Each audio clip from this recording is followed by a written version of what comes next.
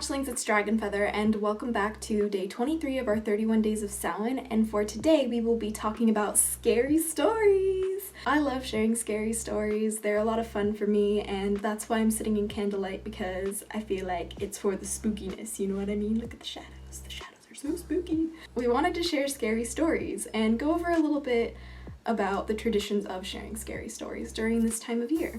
So if you're interested in learning more about that and you're interested in sharing your scary stories and reading some more, don't forget to check out the post made by one of the Hatchlings in the Hatchling clan that goes all over this topic, and so you can learn some more and get some spooky scariness in your life, you know, because everyone needs that during this time of year.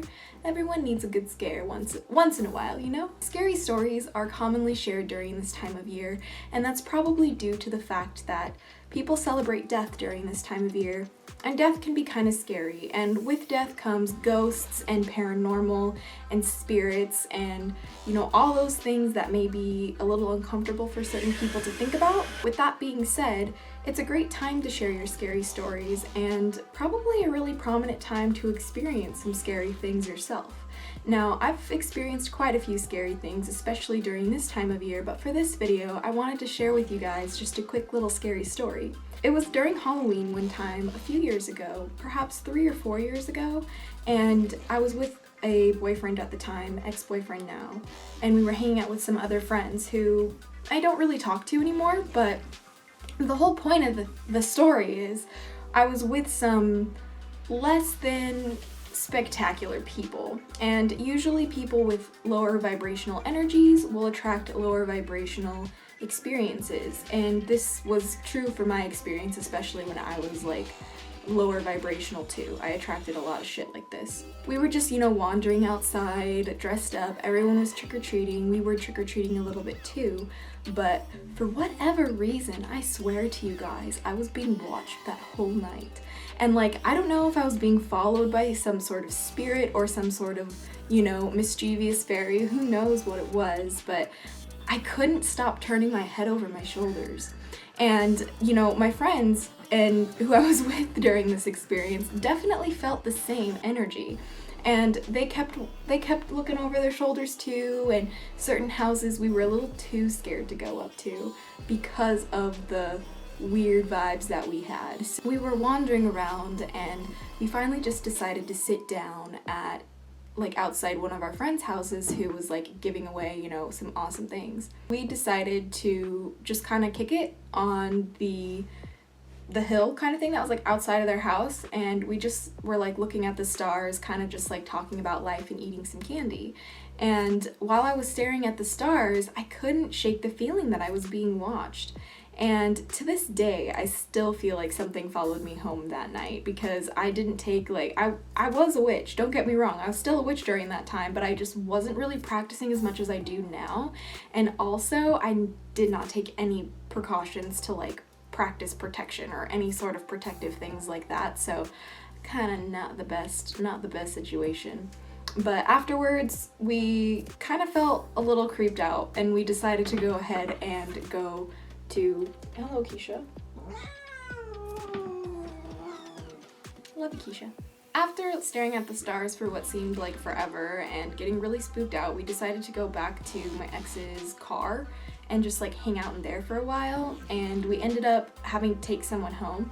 And so after we took the person home, we were driving around and everything was so quiet. Like, it seemed like out of nowhere, all of the trick-or-treaters were just gone, and like all of the like festivities of Halloween were just like silent. It was like dead silent, and it was like almost a full moon too, so like just having the moon almost be full in the sky was like really daunting. I don't know, there's something about a full moon on Halloween that just like makes me feel creepy, you know what I mean? It's just like the perfect atmosphere, right?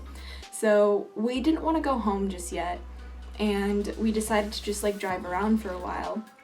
And so we decided to park at like underneath this one tree where like all the lights were off. After we decided to just park and sit down and just kind of chill before we went home, it was like really dark, everything was quiet, and like out of nowhere it just seemed like all the festivities of Halloween just like died, literally.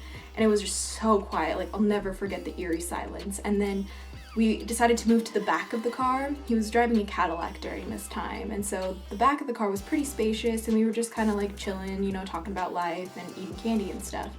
And then we couldn't shake the feeling that we were being watched again, and I swear to you, something was curious about us that night. Something wanted to bother us that night, and like, I didn't really know what it was, and to this day I don't really know what it was, but after we felt like we were being watched for what seemed like forever, we started hearing this really weird noise coming from like either under the car or like, I don't know, it was weird. Like we couldn't really pinpoint where the sound was coming from, but like it was either coming from like the bushes outside or like underneath the car, or like we thought it was the engine for a while.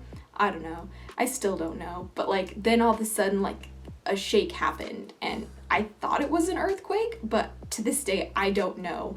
And we got so spooked after like the shake that we decided to just go home. Like it was so creepy, and I don't know if we were followed home, but once we were home we pretty much just passed out and whatever, because like the shake and like towards the end of the night, where like after everyone went inside, it was like 2, 3, 4 in the morning. Yeah, I have other scarier stories I want to share with you guys, but at a later time, because they're like their whole entire thing. But I hope that this little scary story was fun for you guys to listen to. And have you guys ever felt like you've been followed home on Halloween night by a spirit? Because I definitely have. It was definitely strange, and like it's never happened to me again, but it's definitely something I don't want to have to deal with, you know. It was just like too creepy. So that's my scary story for you guys, and if you want to learn more scary stories, share yours with us, or kind of discover why we share scary stories, don't forget to click the link down below made by one of the Hatchlings and the Hatchling clan, and join us in sharing your spooky scariness, because we would love to talk about it and we would love to celebrate with you guys. So sending you guys endless love and positive vibes always. I hope you enjoyed this spooky little episode, but until next time, stay geeky, cheeky, and freaky little hatchlings. But until next time, blessed be and bye. And it's funny that you think that I'm different when we're both made of water.